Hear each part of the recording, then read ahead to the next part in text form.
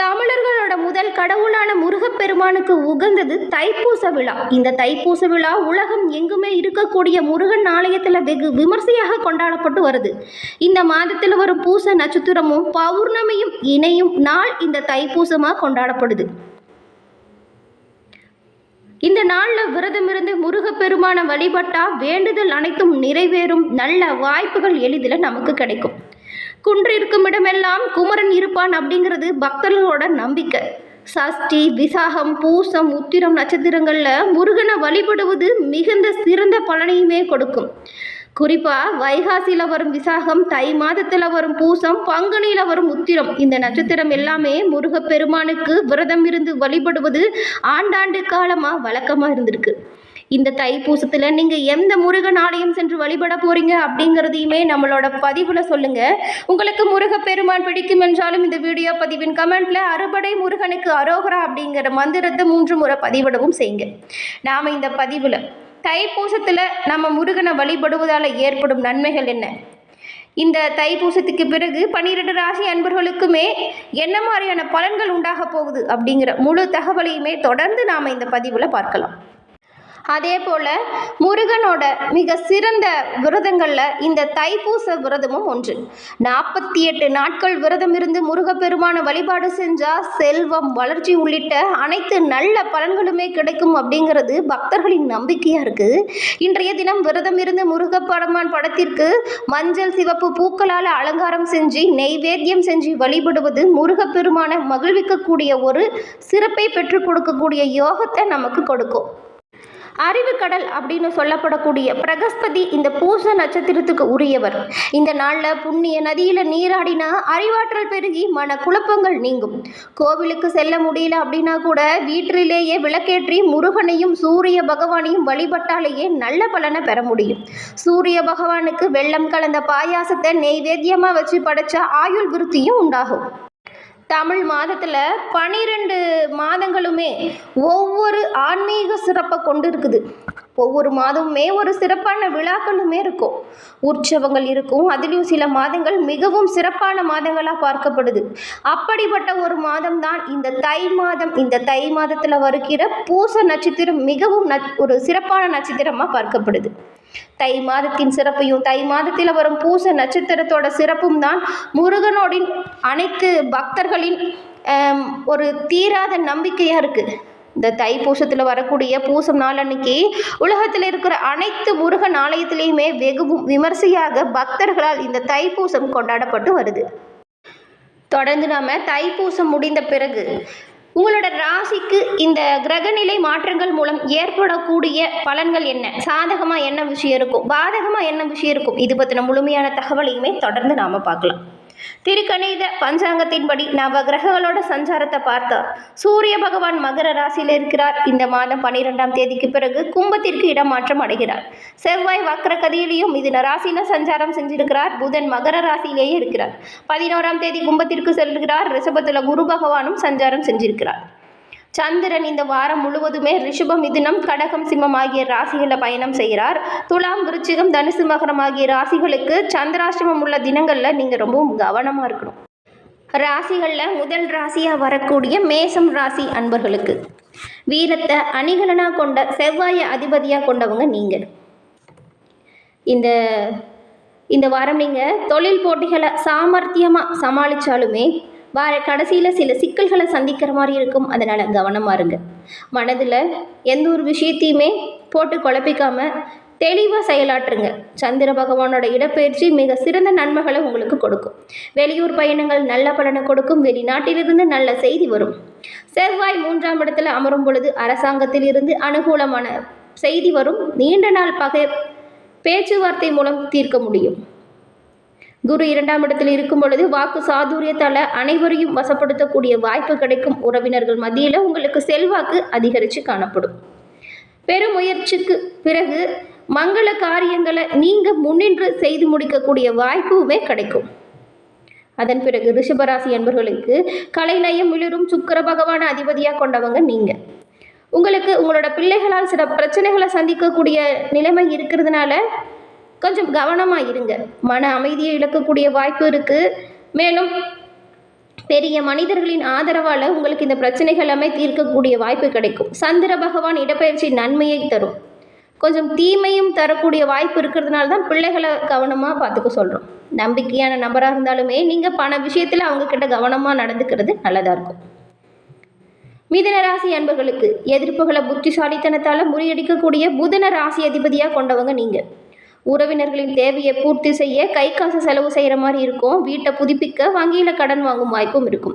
பிள்ளைகளின் கல்வி செலவுக்காக நகையை அடகு வைக்கிற மாதிரி இருக்கும். சந்திரனோட இடம் மாறுதல் தொழிலில் நல்ல ஒரு மாறுதலை கொடுக்கும்.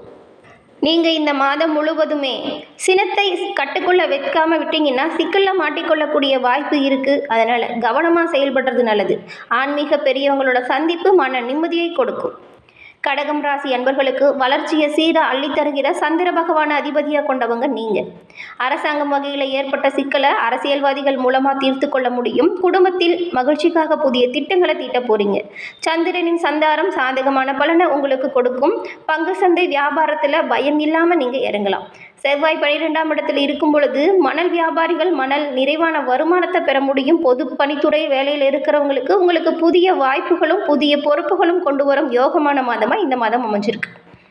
அதன் பிறகு அரசரை போல கோலுச்சு மாற்றல் மிக்க அதிபதியான சூரிய பகவானை கொண்டவங்க தான் இந்த சிம்மராசி அன்பர்கள். உங்களுக்கு உங்களோட ராசிநாதன் 6, 7ஆம் வீட்டில் இருக்கும் பொழுது தொழிலுக்காக நீங்கள் எதிர்பார்த்த பணம் கிடைக்கும். வெளியூர் பயணங்களால் அலைச்சலுக்கு பிறகு காரியங்கள் நிறைவேறும். வியாபாரத்தில் இருந்த இடையூறுகள் வெற்றிகரமாக முடிப்பீங்க. சந்திரனின் இடப்பெயர்ச்சி சில சிக்கல்களை ஏற்படுத்துங்கிறதுனால நீங்கள் கவனமாக இருக்கணும். நம்பி பணம் கொடுத்தவங்க நம்பிக்கை மோசம் செய்யக்கூடிய நிலை உருவாகும். அதனால் நீங்கள் கவனமாக இருங்க. வழக்கறிஞர்களோட வாத திறமையால் பெரும் புகழ அடையக்கூடிய வாய்ப்பு இருக்குது. கொட்டி கொடுத்தாலுமே கும்பிட்டு அடைத்தாலுமே தவறான மனிதர்களின் பேச்சை மட்டும் நீங்கள் இந்த மாதம் கேட்காதீங்க. சந்தோஷத்தில் இருந்த குடும்பத்தில் சங்கடத்தை ஏற்படுத்த உறவுகள் சிலர் உற்சாகமாக உள்ளாடி செல்வாங்க. அதனால் உங்களோட இல்ல பிரச்சனையில் 3ஆம் நபரின் தலையிட்டு எக்காரணம் கொண்டும் நுழைக்க விடாதீங்க. அடுத்து அறிவுத்திறனை அள்ளித்தரும் புதன் பகவான ராசி அதிபதியாக கொண்ட கன்னி ராசி அன்பர்களுக்கு கடினம் உங்களுக்கு எப்படின்னா முதலாளிகள் அன்பை பெறுவது. நீங்கள் எவ்வளவு சிறப்பாக செயல்பட்டாலுமே உங்களோட செயல்களை அவ்வளவு சீக்கிரம் பாராட்டு பெற முடியாமல் போகும். இதனால் அர்ப்பணிப்பு உணர்வோடு வேலை செய்யுங்க. அலட்சியமாக இருந்தால் சிலருக்கெல்லாம் வேலை இழக்க வேண்டிய சூழலும் இருக்குது. சந்திரனோட நகர்வுகள் சில நன்மைகள் நடந்தாலுமே குடும்பத்தில் இருந்த குழப்பங்கள் தீர்வது கொஞ்சம் கடினமாக இருக்கும். இதனால் கோபத்தை தூக்கி எறிஞ்சிட்டு உங்களோட குடும்பத்தை பொறுத்த வரைக்கும் நீங்கள் அவங்க சொல்கிறது கொஞ்சம் காது கொடுத்து கேளுங்க. எந்த ஒரு வீண் வாக்குவாதமும் சண்டைகளும் சச்சரவுகளும் இல்லாமல் இருக்கிறது ரொம்பவும் நல்லது. குடும்ப செலவுக்காக கடன் வாங்க வேண்டிய சூழ்நிலை இருக்கும். திட்டமிட்டு செலவு செஞ்சால் பரவாயில்ல, இல்லைன்னா தேவையற்ற கடன் வாங்கி பண தட்டுப்பாடு ஏற்படுத்தாதீங்க. அது பிற்காலத்திற்கு நல்லதாக இருக்காது. அதன் பிறகு தர்ம அதர்மங்களுக்கு ஏற்ற பலனை தரக்கூடிய சுக்கிர பகவான் அதிபதியாக கொண்டவங்க தான் இந்த துலாம் ராசியை சேர்ந்தவங்க. உங்களுக்கு சூரிய பகவான் 4, 5ஆம் வீட்டில் அமர்ந்து இருக்கும் பொழுது வெளியிடத்தில் உங்களுடைய செல்வாக்கு கொடி கட்டி பறக்கும். ஆனால் வீட்டுக்குள்ளே நீங்கள் பூச்சி போல தான் இருப்பீங்க. உங்களோட பேச்சுக்கு எந்த மரியாதையும் இருக்காது.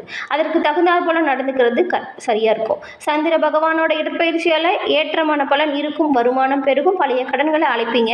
புதிய முயற்சிகளில் இறங்குங்க. செவ்வாய் 9ஆம் இடத்தில் இருக்கும் பொழுது நீங்கள் மேற்கொள்ளக்கூடிய அனைத்து முயற்சிகளுமே சிறப்பான பலனை உங்களுக்கு உண்டாக்கி கொடுக்கும். அதன் பிறகு போர்குணம் கொண்ட பூமிக்காரகனான செவ்வாய் அதிபதியாக கொண்டவங்க தான் இந்த விருச்சிகம் ராசி அன்பர்கள். உங்களுக்கு சூரியன் 3, 4ஆம் இடத்துல இருக்கும் பொழுது அரசாங்க ஒப்பந்தங்கள் உங்களுடைய அணுக்கமான நடவடிக்கை மூலமாக உங்களுக்கு கிடைக்கும். போட்டி பந்தயங்களில் நீங்கள் பங்கு பெறும் பொழுது உங்களுக்கு சாதகமான வாய்ப்பு கிடைக்கும். சந்திர பகவானோட இடமாற்றங்கள் மனதிற்கு உற்சாகத்தை கொடுக்கும். குடும்பத்தில் இருக்கிறவங்களுக்கு சந்தோஷத்திற்காக இரவு பகலாக உழைப்பீங்க.